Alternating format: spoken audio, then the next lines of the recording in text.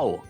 I'm here to talk to you today about breathing and what will happen if you don't or can't breathe. It's very simple, really. If you can't breathe, you'll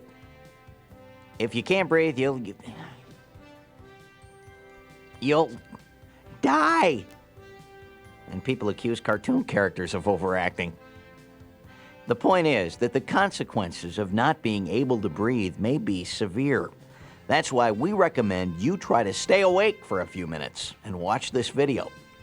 Your employer has created a respiratory protection program to help protect your health. And this video, of which I'm the star, is your introduction to the program. Respiratory protection.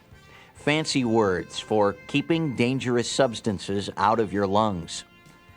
Many workplaces have some unavoidable contamination in the air. Let's take a closer look at these contaminants and what they can do to you. You may encounter solids, liquids, gases, and vapors. Solids include dusts and fumes. Dusts are particles suspended in the air when solid materials are broken down by grinding or sanding, for instance. These particles can also be stirred up by sweeping. Fumes are fine particles that drift into the air when metals are heated, vaporized, and cooled, perhaps by welding or soldering. Liquid contaminants are usually encountered as mists, tiny liquid droplets suspended in the air, as might be produced when spray painting or aerating liquids. If you breathe in too many particles as solids or liquids, they can pass into your lungs and clog them, preventing your blood from picking up oxygen, or pass directly into your bloodstream and affect your internal organs. The result? Potential tragedy. Gases are substances that are airborne at room temperature, and vapors are substances that evaporate from a liquid or solid at room temperature. Paint thinners, solvents, and gasoline all produce vapors. Gases and vapors can pass immediately into your lungs from where they can be absorbed into the blood and carried through your body like poison. They can damage your internal organs and brain. In addition to these contaminants, some work environments may not have a sufficient supply of oxygen to keep you alive, which can be a bit aggravating if you have plans for the weekend. Oxygen deficiency can occur in confined spaces where oxygen is consumed by chemical reaction or fire, or it's displaced by other gases. Oxygen deficiency causes heart failure and brain damage very quickly. Other work settings may have oil mists present in the area, which, if you're required to use a particulate filter, will dictate that you use certain types. Finally, some workplaces have hot or cold temperature extremes that can damage your nose, mouth, throat, and lungs, or just make breathing difficult. Under normal conditions with ordinary air, your body cleanses and purifies the air you breathe as part of your body's natural defense system. Let's look more closely at how your personal defenses filter some of these airborne contaminants. First, there's the nose hairs. The hairs in your nose trap the big pieces you inhale and keep them out of your respiratory tract. Your entire respiratory tract, meaning your nose, mouth, throat, and lungs, is lined with mucus. Some small particles that you inhale get stuck in the mucus. Underneath the mucus, millions of tiny hairs called cilia are constantly moving. The cilia push the mucus and trapped particles to the back of your throat, from where you may be able to cough some of them out. The problem is that if you inhale too many particles, the nose hairs, mucus, and cilia don't get all of it, and some may travel all the way down to your lungs, where they take up permanent residence. This can often cause delayed chronic illnesses like systemic poisoning, silicosis, black lung disease, or emphysema. You may not even realize you have a chronic illness until years after you were exposed to contaminants. By that time, the damage to your lungs or body could be irreversible. These are diseases you don't want. Whether the result of a respiratory hazard is an immediate acute reaction, such as coughing, sneezing, dizziness, or nausea, or a chronic illness, you want to avoid it. As my colleague has demonstrated, it can be ugly either way. But how can you identify respiratory hazards? Sadly, you can't always trust your senses. While you can see, taste, or smell some contaminants, you will not be able to detect most others.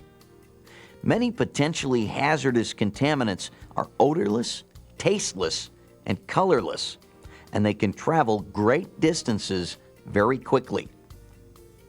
Air quality in the workplace must be measured scientifically to determine the form, toxicity, and concentrations of contaminants. Your employer will do this following the guidelines established in many places by government regulations. Once the contaminants have been identified and we understand the dangers they may pose, we can take appropriate action to protect ourselves. Ventilation or exhaust fans may solve some problems by removing contaminants from the air, or in some cases, it may be possible to substitute less hazardous materials.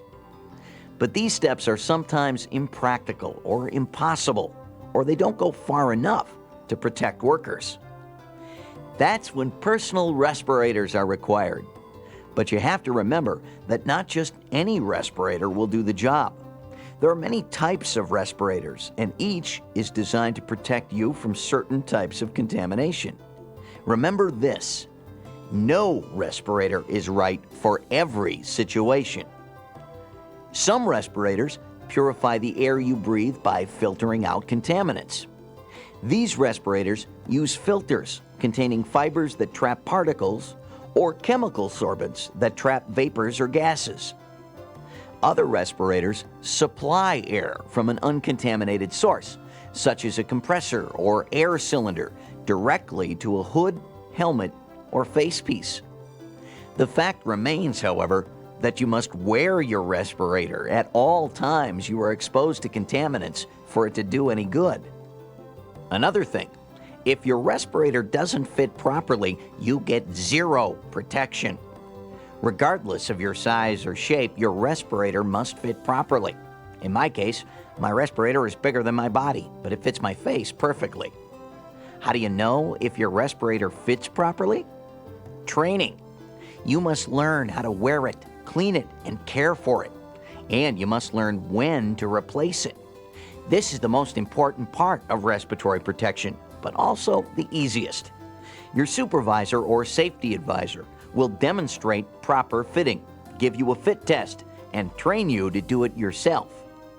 You can also refer to the instructions provided by 3M in your respirator package, or the posters 3M makes available to you.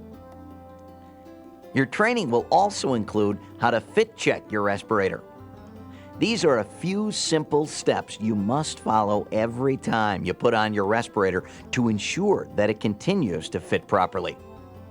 A qualitative or a quantitative fit test must be conducted when the respirator is first issued, and then once or twice a year, depending on the contaminants and local regulations. If the proper respirator has been selected for the contaminant and its concentration level, and if you wear your respirator and it fits properly, all you have left to do is inspect it regularly and maintain it in good working condition.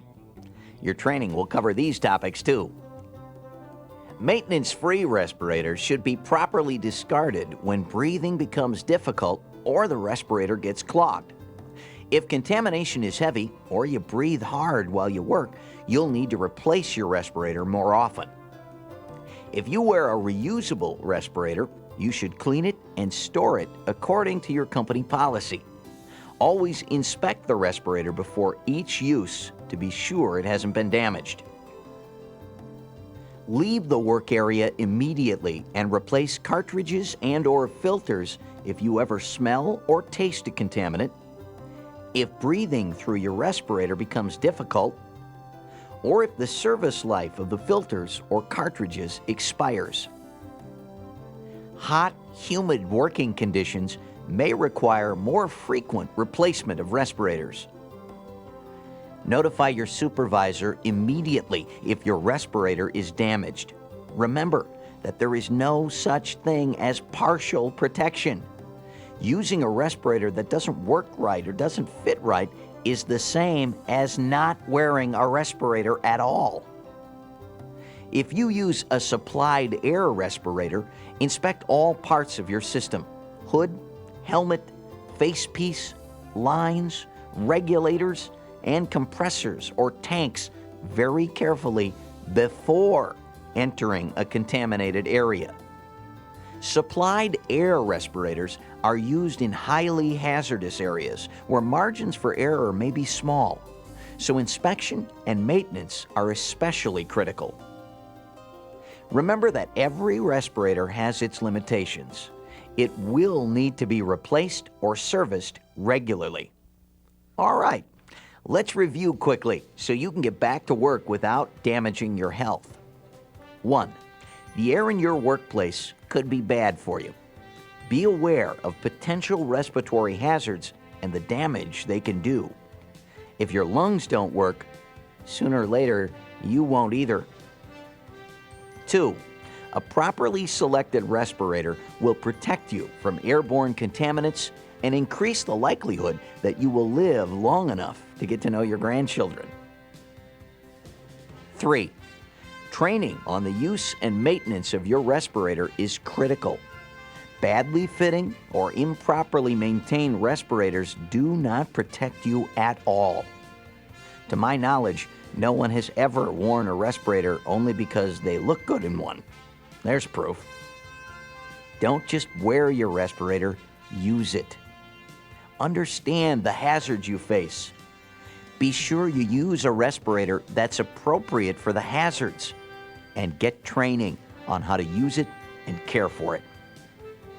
Respiratory protection is a team effort.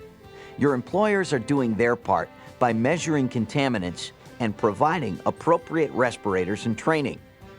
Your supervisors or safety advisors are doing their jobs by teaching you how to use the respirator and providing answers when you have questions or problems. Now it's up to you to wear your respirator and wear it properly. The life you save may be your own.